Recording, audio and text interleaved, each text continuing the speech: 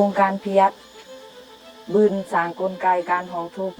เพื่อเอาจะงัดคำห้องทุกข์จากผู้ที่เกิดส่วนรวมจากโครงการเพียร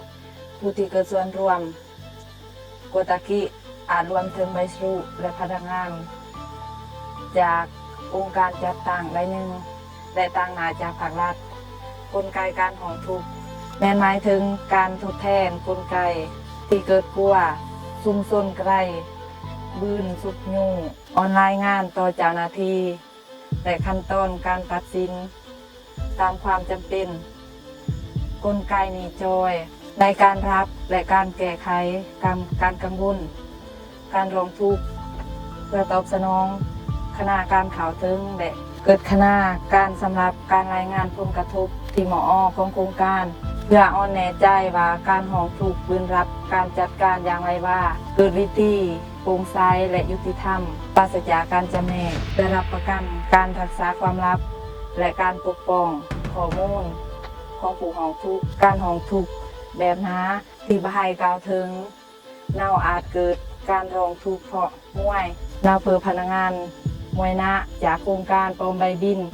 กับผู้ตอบสนองบริการโรงแรมหรือจากค่าอาหารต่างไงสานั้นไปเน่าจึงไรมูลค่าการกว่าเตี้ยนำโครงการแล้วเก็บประบางส่วนออนตัวเองบ้านเน่าเกิดเข้าไป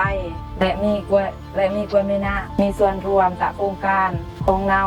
ปลายเน่าสามารถเกิดส่วนรวมจากกิจกรรมอื่นแต่เน่าต้องเกิดการรวมเพศกับไอเพื่ออ่อนไอเพิ่งพอใจไป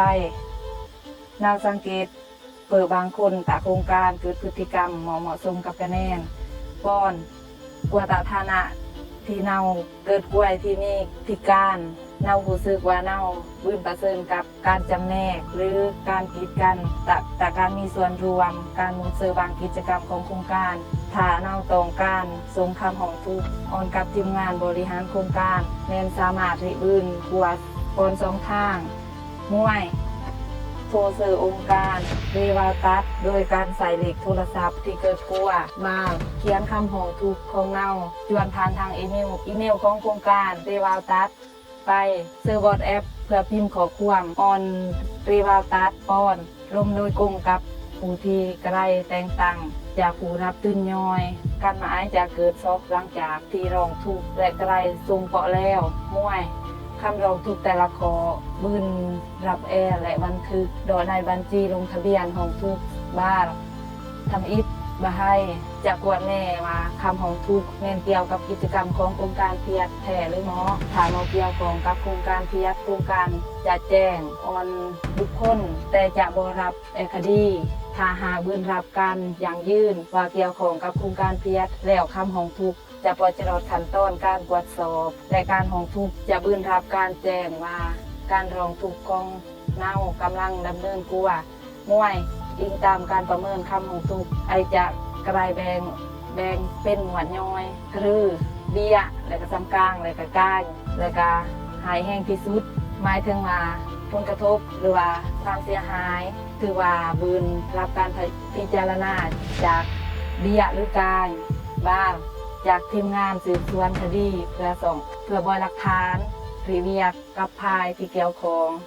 เมื่อการสืบสวนสำเร็จแล้วต้องบืนเสนอการแก้ไขต่อบาพายการแก้ไขเนี่ยเหมาะควรซื้อเวลาการกว่ามีจุดตั้งซึ่งตั้งไงหรือเรียกไป2 ภายตกลงไรในการแก้ไขปัญหาแล้วการปิดคดีและทุกภายต้องรับการให้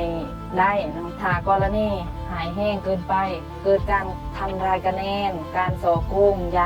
างการหรือการข่มขืนเป็นต้นพนักงานโครงการจะรายงานคดีต่อเจ้าหน้าที่ที่เกี่ยวข้องเพื่อการดำเนินคดีเจอลังเลเพิ่มที่จะมอบคำถามของเรากับพนักงานของบาให้